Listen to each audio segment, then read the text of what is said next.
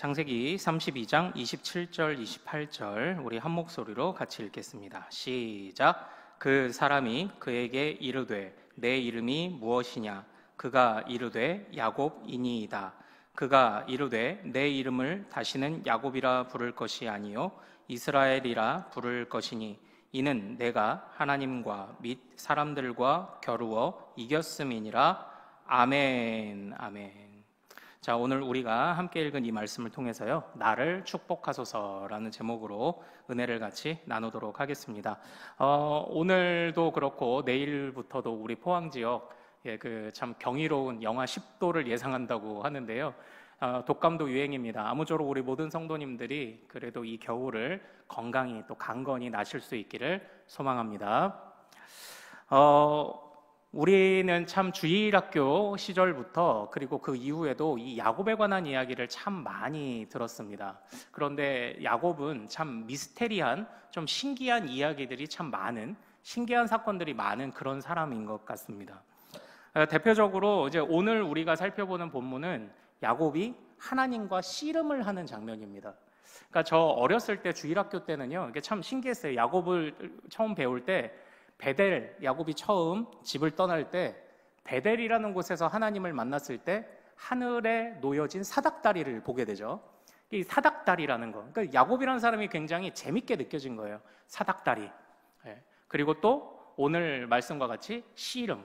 그래서 이제 뭐 성경고사 이런 거 보러 가면은 야곱은 하나님과 베델에서 무슨 환상을 봤냐? 그럼 사닥다리 쓰고, 또 야곱은 야복강에서 또 하나님과 무엇을 했나? 씨름 쓰고, 또 옛날 성경 기준으로 야곱은 야복강에서 하나님과 씨름하다 어디를 다쳤냐? 그러면은 환도뼈, 이제 좀 생소하니까 어떤 친구들은 환두뼈, 완두뼈, 완도뼈 이러다가 결국 환도뼈. 지금 성경은 새롭게 번역을 했지만 그냥 그랬던 장면들이 많이 기억에 나는 좀 신기하고 좀 미스테리한 사람이 이제 야곱입니다. 그런데 일단은 이 야곱에 관한 전체적인 이미지는 혹시 어떻습니까? 저랑 여태까지 같이 사역했던 그 동료 사역자들 중에 이런 이름이 있었습니다. 성요한, 이런 이름이 있었고요. 그리고 안바울, 이제 이런 이름이 있었고, 노한나, 이런 이름이 있었어요. 그런데 제가 한 번도 만나보지 못한 이름이 있습니다. 김야곱을 제가 한 번도 여태까지 못 만나봤어요. 왜 그럴까요? 바울, 한나, 요한, 모세, 심지어는 저랑 그 같은 동기 중에 호 씨가 있었어요. 호. 이름이 뭐였냐면 호세아였어요. 호세아. 그래서 우리는 세아야 세아야 이렇게 불렀는데 풀네임을 호세아 부르면은 갑자기 존경심이 생기는 그런 이름이 있었어요. 그러나 김야곱, 이야곱, 최야곱은 제가 만나보질 못했어요. 왜 그렇습니까? 이 야곱이라는 사람이 신기하기도 하고 신기한 경험도 많이 했지만 전반적인 이미지는 굉장히 교활한 사람으로 우리에게 인식되고 있습니다. 왜 그렇습니까? 에서에게 장자의 명분을 빼앗아 달아난 이미지, 도둑의 이미지가 있어서 그런지 야곱이라는 이름을 짓는 분은 이제 못 봤습니다. 자, 그러나 이 야곱은요, 분명히 오늘 사건을 통해서 말하자면 이스라엘이라는 이름이 처음 등장하며 하나님의 약속을 받는 아주 중요한 본문입니다. 그리고 그도 달라집니다. 우리가 얼마나 야곱을 어떤 면에서는 좀 오해하고 있었는지를 또 오늘을 통해서 좀 보기를 원하는데요. 자, 그래서 오늘 말씀을 통해서 우리 하나하나 좀 생각해 보도록 하겠습니다. 지난주에서부터 우리는 32장 초반부터 우리는 야곱이 어떤 마음을 가졌는지 보고 있었습니다. 어떤 마음이냐면 이제는 에서를 만나러 가겠다는 마음을 가졌어요. 엄밀한 의미에서는 에서를 만나러 간다기보다는요, 약속의 땅을 향해 들어가기로 작정을 한 겁니다. 그래서 지금 이 야곱이 어디에 있냐면, 자, 이쪽이 남쪽이 지금 여기 사해가 있으면 요단강으로 북쪽에 갈릴리 바다가 이렇게 연결되어 있죠. 그리고 그 위에는 뭐가 있다고요? 헐몬산의 이슬이 내려서 이제 이 물줄기를 만들어내는 겁니다. 그런데 거의 정확하게 이 지금 이 갈릴리 바다와 사해 딱 중간 정도 위치에 지금 야곱이 머물러 있어요. 그런데 그 야곱이 지나가고자 하는 땅이 누구 땅이었냐면 그게 바로 에서의 땅이었던 거예요. 그래서 이 땅을 지나가야만 했습니다. 마치 광야에서 유랑하던 백성들이 이 요단강 동편을 통해 들어가듯 비슷한 위치를 향해서 지금 들어가야 되는 거예요. 그러니까 아마 그때가 길이 그렇게 되어 있었던 것도 같습니다. 그래서 이곳을 지나가야 하는데 에서라는 벽을 넘어야 하는 지금 상황을 맞이하게 된 것입니다.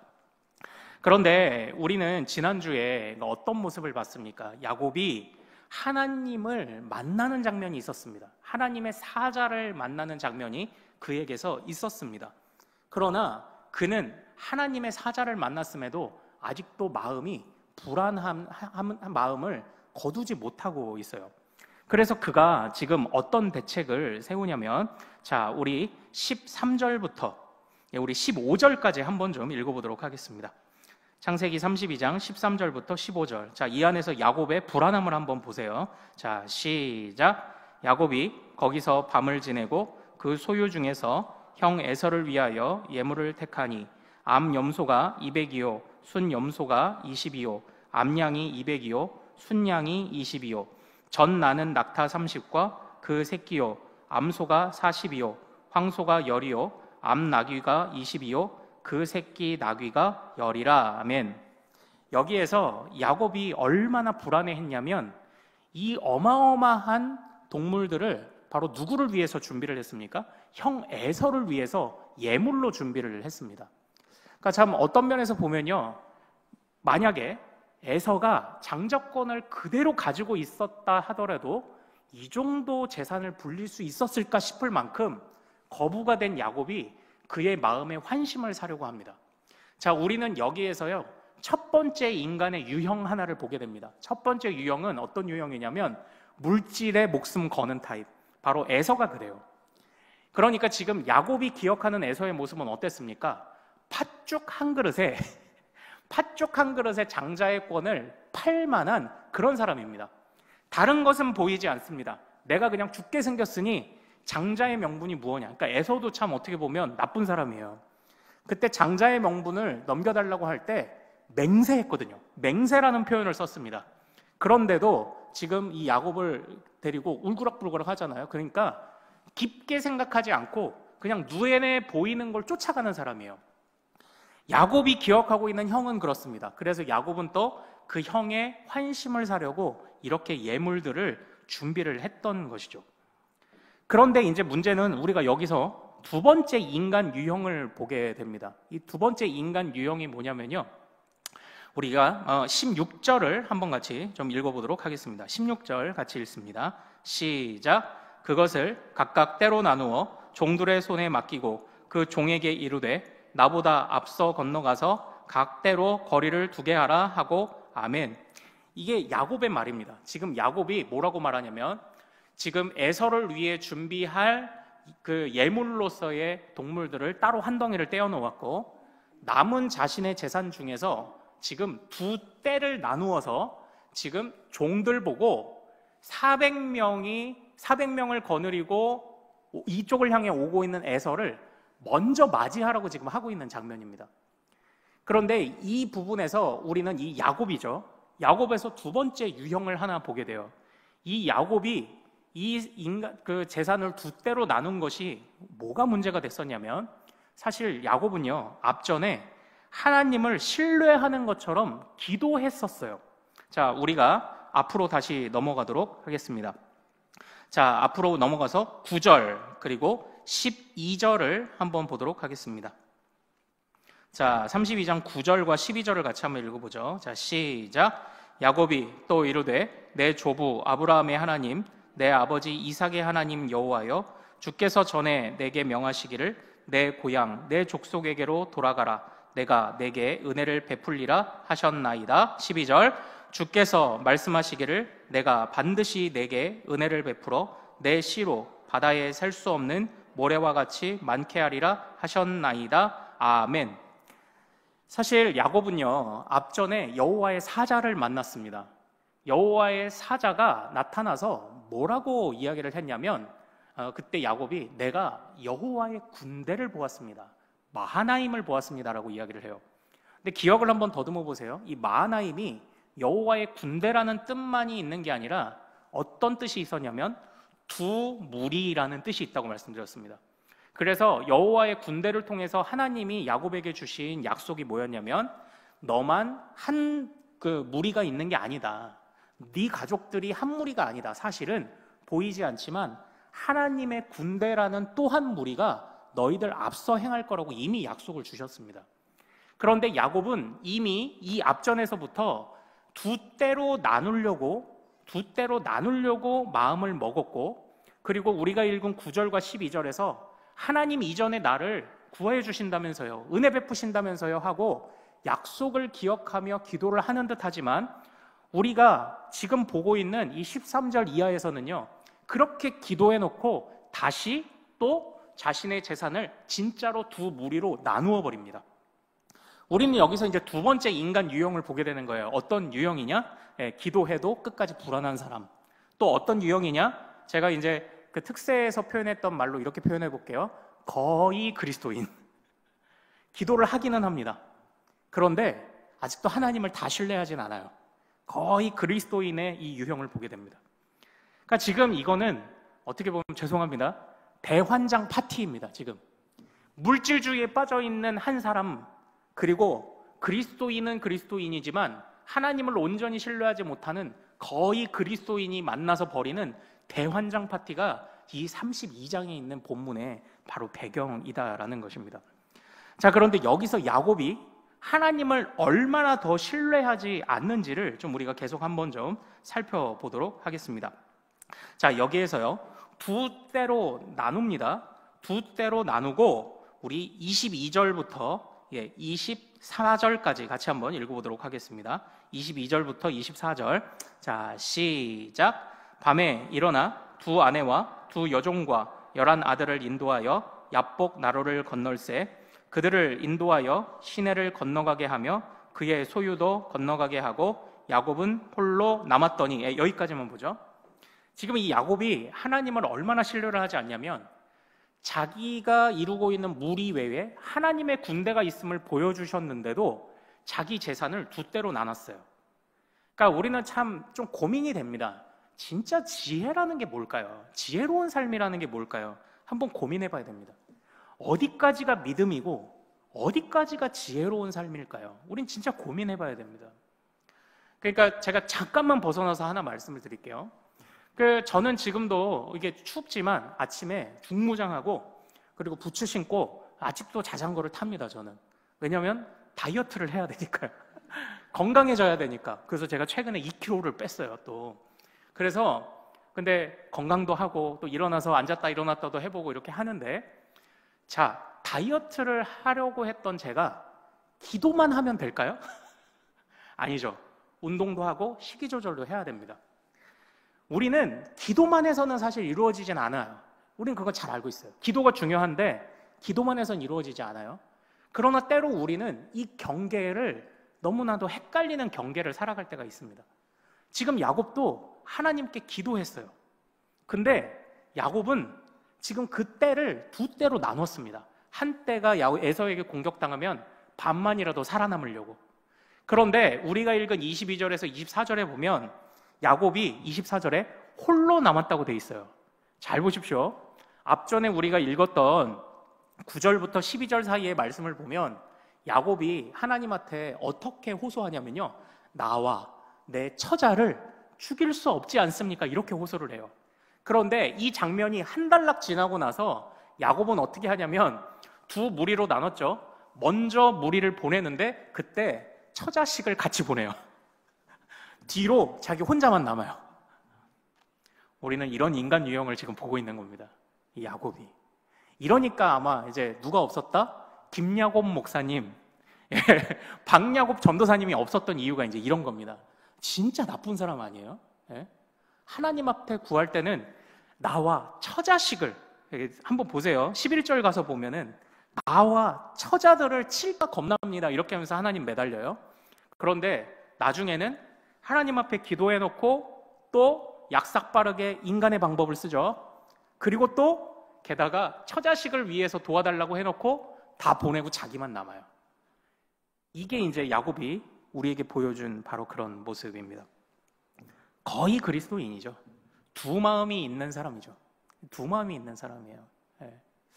참 이 에서도 우리가 이제 앞에 있는 말씀을 보지 않았지만 저는 이 에서를 볼 때 가인 같다는 느낌을 받습니다. 왜냐하면 에서가 뭐라고 말했냐면 장자의 권한을 뺏기고 나서요. 자기가 맹세했잖아요. 그런데 뭐라고 말하냐면 우리 아버지가 주님 만날 때가 다 되면 내가 그때 내 동생을 죽이리라 이렇게 이야기를 합니다. 우리 아버지를 위해 곡할 때가 오면, 그러니까 무슨 말입니까?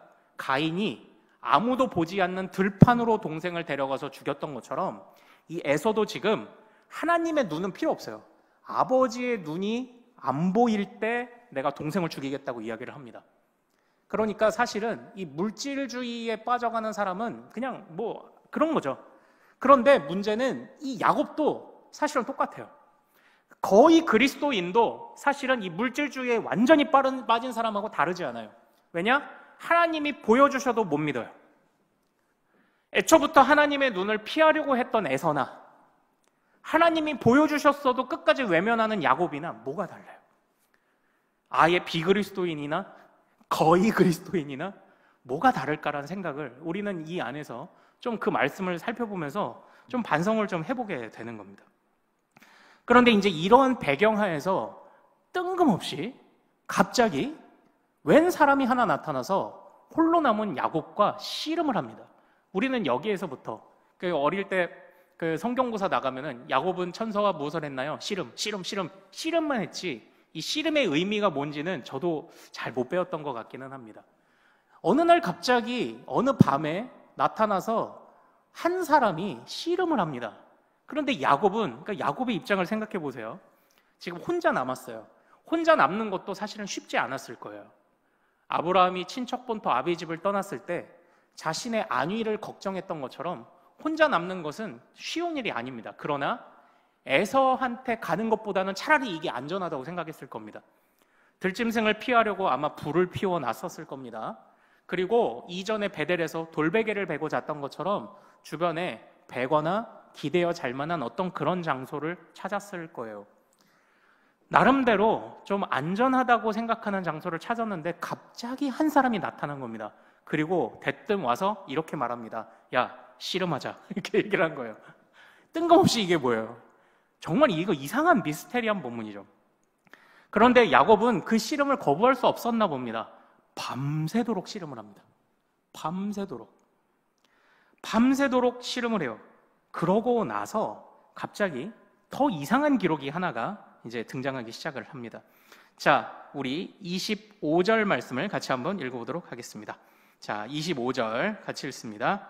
시작. 자기가 야곱을 이기지 못함을 보고 그가 야곱의 허벅지 관절을 치매 야곱의 허벅지 관절이 그 사람과 씨름할 때에 어긋났더라. 여기선 지금 이제 허벅지 관절이라고 되어 있지만 이게 허벅지 인대다 이렇게도 번역이 되는데 예전엔 이게 환도뼈였죠. 그래서 저희는 이 환도뼈가 뭐냐고 했을 때 어떻게 배웠었냐면 꼬리뼈라고 배웠어요. 저는 왜 우리 넘어져서 꼬리뼈 찌면 아프잖아요. 그래서 쩔뚝쩔뚝했다 이렇게 했는데 어쨌든 그가 갑자기 이 야곱을 누가 친 겁니까? 갑자기 나타나서 씨름하자는 사람이 야곱을 친 거예요. 자, 그런데 이 사람은 누구였나요? 이전에는 천사라고 번역이 되기도 했었습니다. 그런데 이제 26절부터 이어지는 얘기를 보면 야곱이 이 사람이 누구였는지를 깨닫기 시작을 해요. 26절 같이 한번 읽습니다. 시작. 그가 이르되 날이 세려하니 나로 가게 하라. 야곱이 이르되 당신이 내게 축복하지 아니하면 가게 하지 아니하겠나이다. 아멘. 이것도 뜬금없지 않습니까? 갑자기 씨름하자고 했다가 그 씨름하던 사람이 자기가 못 이기는 것을 보고 도망치려고 할 때에 야곱이 이 사람을 끝까지 붙들어서 갑자기 나를 축복하라고 이야기를 해요. 그 사람이 누군데? 그 사람이 누군데? 그런데 야곱은 비로소 깨닫습니다. 그 사람이 누구냐? 30절 같이 읽습니다. 30절입니다. 시작. 그러므로 야곱이 그곳 이름을 브니엘이라 하였으니 그가 이르기를 내가 하나님과 대면하여 보았으나 내 생명이 보존되었다 함이더라. 아멘. 여기서 단편적으로 볼 때 그 야곱과 씨름한 사람이 누구였나요? 하나님이었어요. 하나님이 나타나셔서 그와 씨름을 했던 겁니다. 그렇다면 우리는 질문을 해봐야 됩니다. 왜 하나님이 갑자기 에서를 만나기 직전에 그와 나타나셔서 그냥 그 전에 주셨던 것처럼 여호와의 군대를 보내주시든지 아니면은 또 다른 환상을 보여주셔도 됐는데 왜 나타나셔서 직접 씨름을 하셨느냐? 우리는 이제 이 질문을 던져봐야 합니다. 왜 씨름을 하셨을까요? 그리고 또 여기서 우리는 미스테리한 표현을 또 하나 보게 되죠. 하나님이 졌나? 이런 생각을 해보게 되는 거예요. 이게 이 본문이 참 재밌는데 미스테리하고 이상하고 쉽지 않은 그런 본문입니다.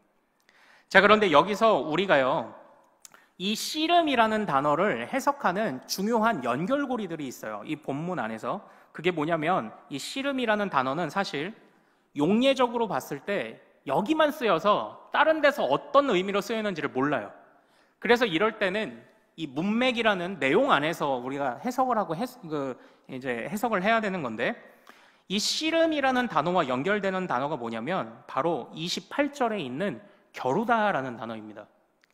그런데 아직도 미스테리가 풀리지 않죠. 하나님과 씨름에 하나님과 겨루어. 그러나 이 겨루다라는 단어는 어떤 단어와 연결이 되냐면 30절에 여호와와 대면했다라는 단어와 이게 연결이 되는 단어예요. 그러니까 지금 이 씨름, 겨루다, 대면하다, 결국은 이 모든 장면이 무엇을 의미하냐면 야곱 앞에 직접 나타나셔서 야곱에게 환상도 보여주시고 했지만 지금 어떻습니까? 야곱이 하나님을 보지 못하는 장면이잖아요. 그래서 하나님이 그에게 직접 나타나셔서 이 씨름과 겨루는 방식을 통하여 야곱이 다른 것도 말고 하나님만 봐야 한다는 것을 가르쳐 주시려는 하나님의 극약 처방인 거예요, 이게. 그러니까 지금 여태까지 사실 야곱의 문제가 뭐예요? 야곱의 문제는 하나님이 약속을 주셨는데 외면해요. 주셨는데 불안해합니다. 하나님이 약속을 주셨는데 여호와의 군대까지 보여주셨는데도 믿지 않아요. 그러나 이제는 어떻게 하십니까? 하나님이 직접 나타나셔서 그가 하나님을 이제는 다른 것 말고 하나님만을 대면하여 그의 길을 담대하게 갈 수 있도록 만드시려는, 하나님이 야곱을 돌이켜 회심시키려는 바로 그런 하나님의 열심을 보여주는 장면이 바로 이 하나님의 씨름인 거예요. 그러니까 지금 야곱은 이전에 어떤 사람이었습니까? 야곱은 어떤 사람이에요? 야곱의 이름답게 발꿈치만 붙잡던 인생이에요. 태어날 땐 누구의 발꿈치를 붙잡았죠? 에서의 발꿈치를 붙잡았습니다. 그가 떠돌아다닐 때는 아직도 그가 가지고 있는 에서의 발꿈치, 아직도 이 세상의 약삭발은, 아직도 자기가 가진 이 재산의 발꿈치를 놓치지 못한 사람이었습니다. 그러나 밤새도록 하나님과 씨름하며 야곱이 깨달았던 것이 무엇입니까? 내가 에서의 발꿈치를 붙잡아야 될 것도 아니고, 내가 세상의 발꿈치를 붙잡아야 될 것도 아니고, 내 재산의 발꿈치, 지혜라고 말하는 약삭발음의 발꿈치를 붙잡는 것이 아니라 내가 끝까지 누굴 붙잡아야 산다? 하나님의 발꿈치라도 내가 붙잡아야 산다는 걸 배우는 장면이 이제 오늘 본문인 거예요. 그걸 깨달은 야곱이 나를 축복하지 않으시려거든 내가 당신을 보낼 수 없습니다라고 매달립니다. 이제는 야곱이 드디어 배우기 시작했어요. 하나님께 매달리는 법을 배우기 시작한 겁니다. 이제는 그가 비록 하나님께 얻어맞아서 그가 걷는데 심각한 문제가 생기기도 했지만, 비로소 모세가 그리고 여호수아가 내 발에서 신을 벗으라 라고 말씀하셨던 그 하나님의 명령을 따라서 하나님이 이끄시는 대로 가기를 결단했던 것처럼 이제 비로소 야곱은 하나님을 따라가는 법을 이제 배우게 된 거예요. 그런데 그걸 야곱의 노력으로 배웠나요? 아니요, 야곱의 노력으로 배우지 않았어요. 나타나셔서 하나님이 친히 그와 씨름해 주시면서 하나님이 친히 가르쳐 주셨습니다. 그래서 사실은 우리는 이 본문을요, 야복강의 본문이라고 기억하면 이건 50점이에요. 이걸 야곱의 환도뼈 사건이라고 기억하면 그것도 50점입니다.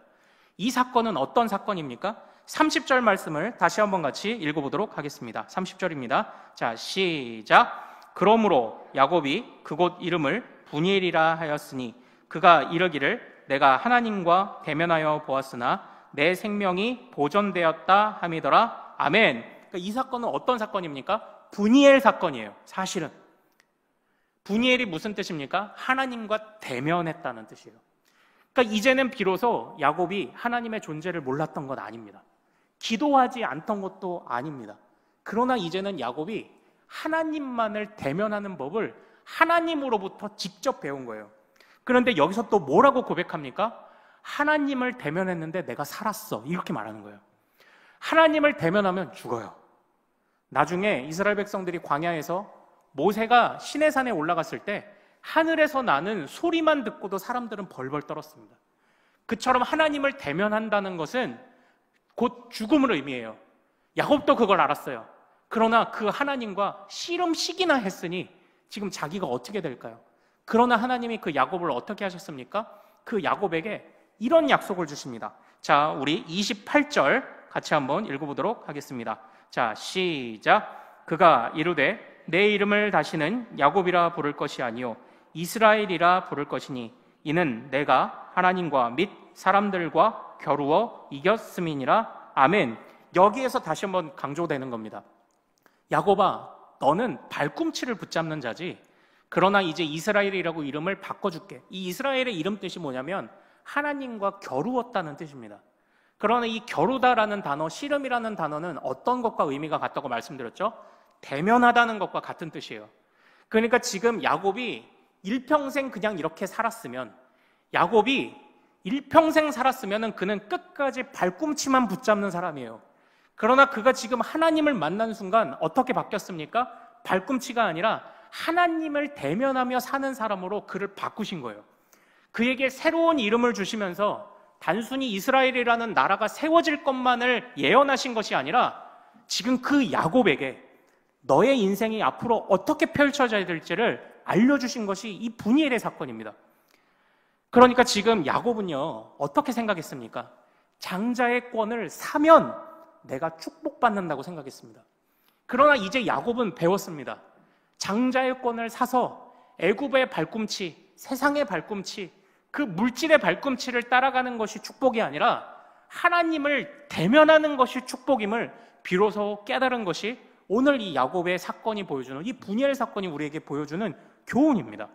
사랑하는 여러분, 여러분에게 올 한 해 저에게, 여러분과 저에게 이 야곱의 이야기와 같은 그런 그 돌아봄과 반성이 점검하는 그런 마음들이 우리 안에 있기를 원해요. 우리는 누구의 발꿈치를 붙잡고 살아가고 있습니까? 그러나 주님이 우리에게 원하시는 것은 무엇입니까? 여호와를 대면하여 살지 그러니? 이걸 자꾸 우리에게 말씀하시는 거 아니에요? 믿음이라는 것은 무엇입니까? 여러분 한번 아멘 해보세요. 여러분 하나님께 축복받기를 구하시기를 소망합니다. 네, 아멘 하십시오. 제가요 항상 이제 이 복이라는 것을 세상과 다르다, 물질 이런 걸로 보면 안 된다, 저 그렇게 얘기합니다. 그러나 저는 여러분들이 하나님께 축복을 구하기를 바라요. 그러나 제가 정확히 표현해 볼게요. 하나님께 축복을 구하십시오. 그러나 하나님께만 축복을 구하십시오. 하나님께만 구하라고요. 이 야곱과 같이 두 마음으로 하지 말고, 거의 그리스도인인 척으로 하지 말고 축복을 구하세요. 그런데 우리는 하나님한테 축복을 구하는 게 문제가 아니에요. 하나님한테만 축복을 구하지 않는 게 문제인 겁니다. 하나님한테만 축복을 구하는 것이, 이게 믿음 아닐까요? 이게? 근데 여러분들 이게 재밌는 것이요, 여호와를 대면하였다라는 이 대면이라는 단어가 지난주 주일에 우리가 배운 시편 42편 5절이에요. 여호와여, 내가 주의 얼굴의 도우심으로 말미암아. 이전 성경에는 그렇게 번역이 됐었죠. 그런데 우리가 그때 뭐라고 했습니까? 어찌하여 내가 불안해하는가? 너는 하나님께 소망을 두라. 그러면 그가 나타나 도우심으로, 여기서 나타났다는 표현이 이 대면하다는 표현입니다. 그러니까 지금 끊임없이 성경은 한결같이 시편이든 창세기든 우리에게 무엇을 원하고 계신 겁니까? 진짜 믿음은 하나님만 대면하고 사는 거야.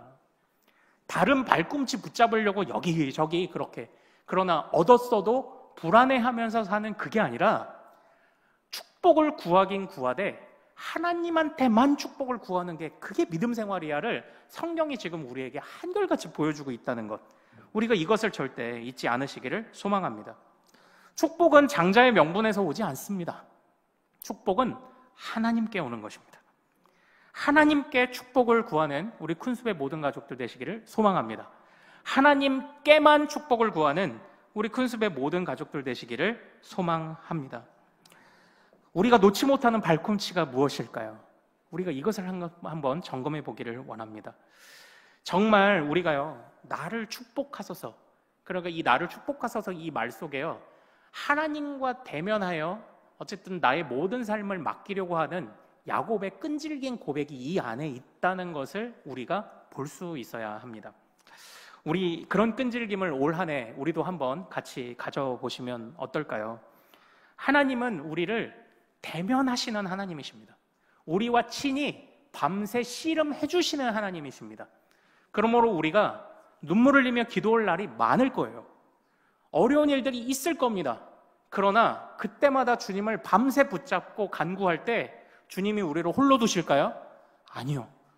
씨름하는 우리와 같이 씨름해 주시는 하나님이라는 것을, 그리고 주님은 우리를 대면하시는 하나님이시오, 나타나 도우시는 하나님이시라는 것을 우리가 절대 잊지 않기를 소망합니다. 항상 간구합시다. 하나님, 나를 축복하소서. 그러나 하나님만 나를 축복하소서. 우리가 이걸 구하는 올 한 해 되기를 소망합니다. 참 오늘 이 야곱의 모습을 보면요, 참 여러 부류의 사람들의 모습이 나오죠. 그냥 말하자면 물질주의에 빠져 사는 에서도 나오고, 거의 그리스도인도 나오고, 그리고 달라진 그리스도인도 나옵니다. 사랑하는 여러분, 지금 우리의 영적 현주소는 어느 정도 왔을까요? 물질주의는 아닐 거예요. 우리는 신앙생활하고 기도하니까. 그러나 거의 그리스도인에서 이제 우리가 올 한 해 좀 벗어나기를 원합니다. 그래서 내가 하나님과 밤새도록 씨름하겠습니다.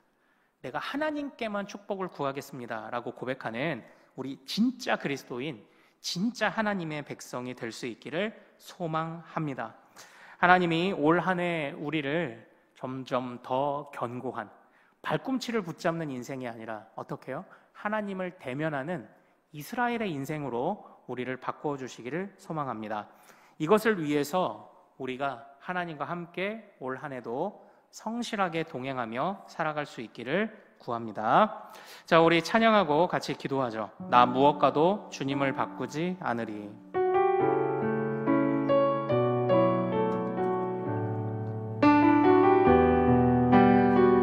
자, 다른 어떤 은혜 구하지 않으리. 같이 찬양합니다. 나 무엇과도 주님을 바꾸지 않으리. 다른 어떤 은혜 구하지 않으리. 오직 주님만이 내 삶의 도움이시니 주의 얼굴 보기 원합니다. 다시 한번, 나 무엇과도 주님을 바꾸지 않으리. 다른 어떤 은혜 구하지 않으리. 오직 주님만이 내 삶의 도움이시니 주의 얼굴 보기 원합니다. 주님 사랑해요. 주님 사랑해요.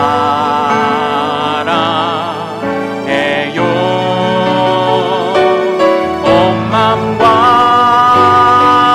정성 다해 하나님의 신실한 친구 되기 원합니다. 나 무엇과도 주님을 바꾸지 않으리. 다른 어떤 은혜 구하지 않으리. 오직 주님만이 내 삶의 도움이시니 주의 얼굴 보기 원합니다. 주님 사랑해요. 주님 사랑해요.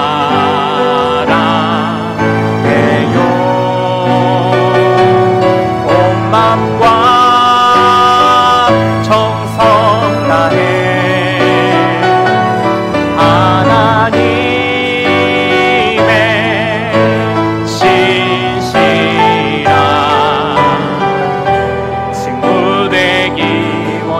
주님 사랑해요. 주님 사랑해요.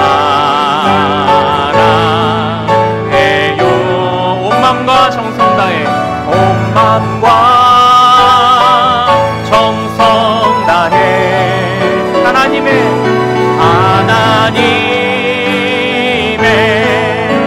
시시라 친구 되기. 주님 사랑해요. 주님 사랑해요. 온 맘과 정성 다해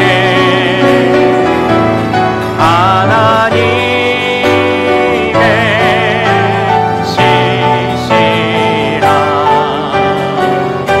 친구 되기. 하나님의 시시란 친구 되기 원합니다. 하나님의 시시라 친구 되기 원합니다. 사랑하는 여러분, 우리 이 시간 같이 기도하기를 원합니다. 야곱은 그 장자의 고난이 자신의 인생의 반석이 될 것이라고 착각했습니다. 그러나 끝까지 그 장자의 명분을 얻었어도 끝까지 남의 발꿈치만 붙잡고 따라가던 인생을 벗어나지 못했습니다. 그러나 그가 하나님과 밤새 겨루어 씨름하며 하나님과 그렇게 대면하며 하나님만이 나를 축복하실 수 있고 하나님만이 나의 반석이 되셔야 됨을 깨달았습니다.